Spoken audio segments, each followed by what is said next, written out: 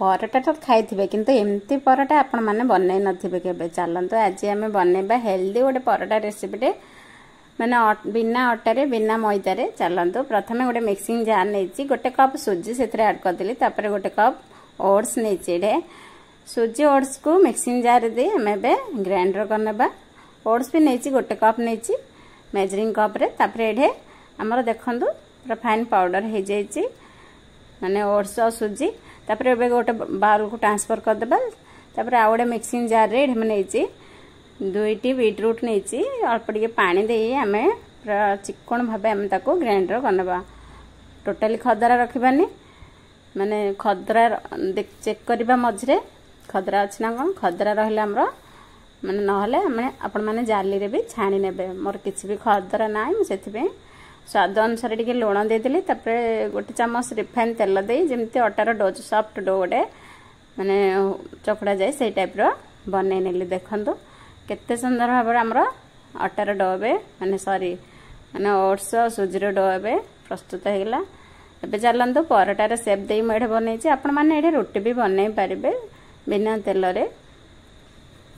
मुझे परोटा बनाऊँगी आपण मैंने यहीपर रेसिपी देखा चाहूथे जदि मो चैनल को सब्सक्राइब करदे। जदि सब्सक्राइब करना वीडियो भल लगे लाइक शेयर कर दिंतु।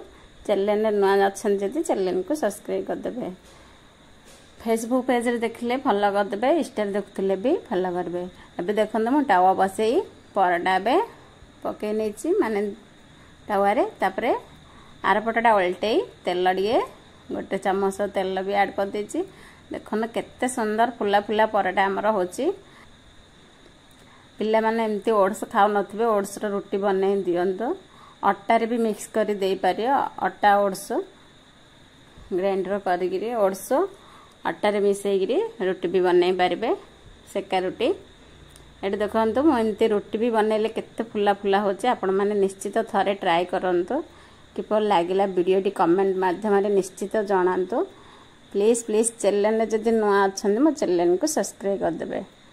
देखो तो आउ गोटे भी मुझे खाली गोल गोल परोटा बनई नहीं यही टाइप सब बनई नेली। देखो आमर परोटा एबे हो गला।